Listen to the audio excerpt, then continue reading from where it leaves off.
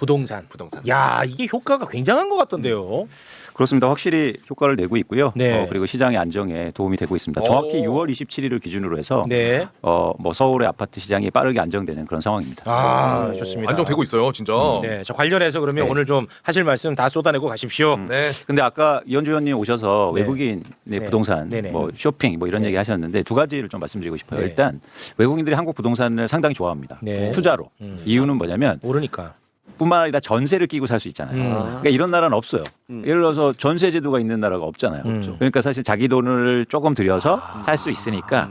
근데 강남권에 외국인이 최근에 투자가 많았거든요. 네. 근데 대부분 교포들입니다. 교포. 네, 그래서 외국인 막 언론에서 나오는 것처럼 막 중국이라든지 이쪽보다도 네. 특히 강남권에는 교포들이 굉장히 많이 샀다. 네. 그 지점을 좀 말씀드리고 싶었어요. 이현주 의원님 나가셨지. 네, 네. 가셨어요. 만약에 이재명 정부의 부동산 정책이 성공하면 외국인 안 산다니까. 그렇죠. 왜 사?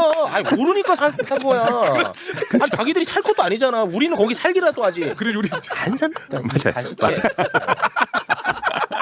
아 진짜라니까. 아, 실제로 네. 제가 이제 미국에서 살았잖아요. 13년 살고 그때 알았던 분들이 정말 미국에 계속 사시는 분들인데 한국에 부동산을 많이 사시더라고. 네. 그리고 한국에 오시면 전세로 놓고 그걸 이제 재산 증식 오르니까. 하고 있어요. 말씀하신 게 맞아요. 가장 중요해요. 가격이 오르니까. 오르니까야. 오르니까 투자로 사는 거예요. 그래. 투자로. 편하니까 사겠어? 편하니까 사겠냐고. 오르니까 사지.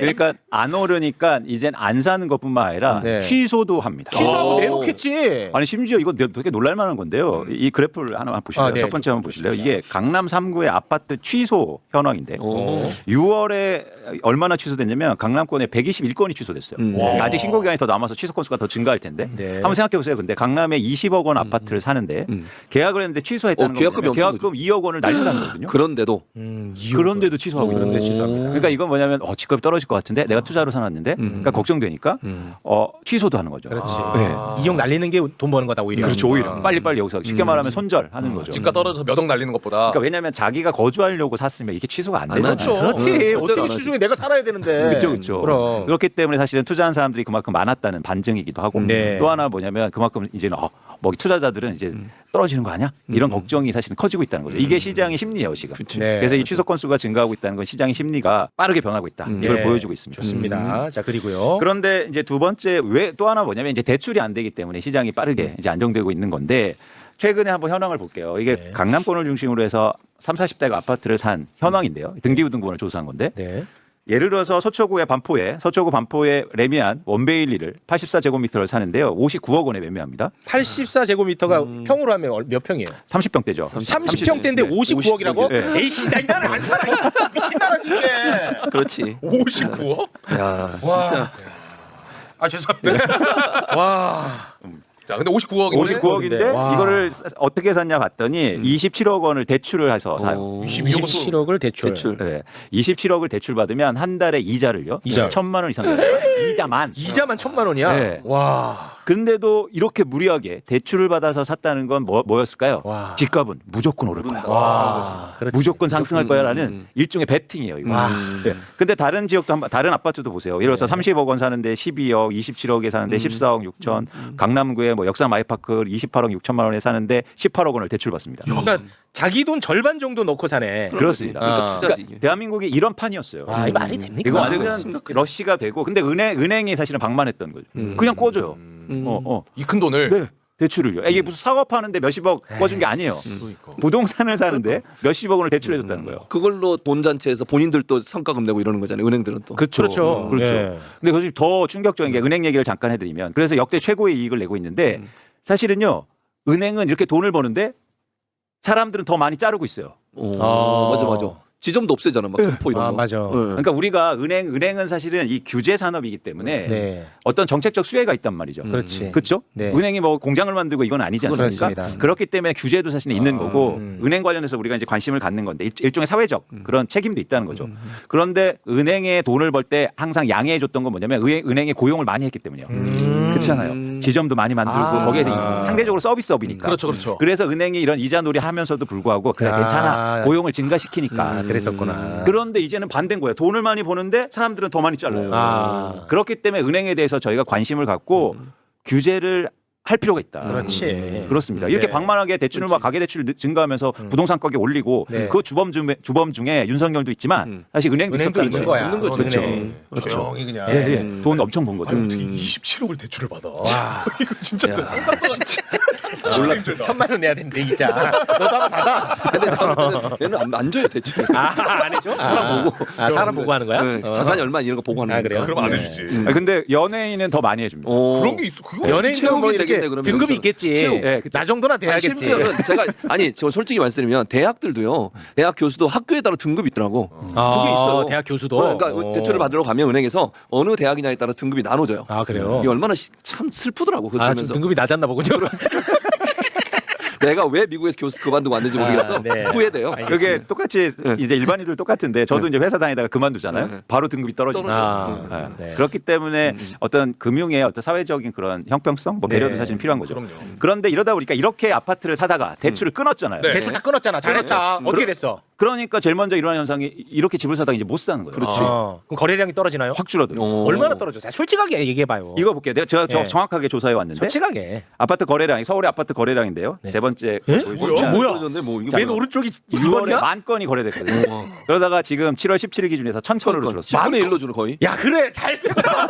그래 잘 됐네. 만 건에서 1,000건으로 와. 바뀌었어요. 거래량이. 그러니까 그만큼 대출을 엄청나게 일으키면서 집을 샀는데 와. 대출을 딱 끊으니까 바로 일단 일단 수요가 감소하고 있는 거예요. 대박이다. 그러니까 요거는 요렇게 해석을 해야 돼. 대출을 끊으니까 내가 돈이 없어서 못 사는 것도 있겠고 대출을 끊으니까 돈이 없어서 못 사는 애들이 발생하니까 오르지 않겠구나 해서 안 사는 것도 있고. 맞습니다. 요거 두 가지 다 얘기해줘야 돼. 맞습니다. 맞죠? 맞습니다. 네. 그러니까 실제로 못 사는 것도 있고 안 사는 거예요. 그게 더 클 거예요. 그리고 그래서 제가 처음에 말씀드렸잖아요. 취소한다고요. 실소잖아. 네, 그거 봐. 맞아요. 그게 더 크다. 이제 시장의 심리가 완전히 변하고 있고 이 심리를 지속 좋다. 유지한다면 대한민국 부동산 시장이 빠르게 안정돼요. 네. 투기가 줄어들고 있다는 거잖아요. 그렇죠. 야 30평에 50억은 말이 되냐?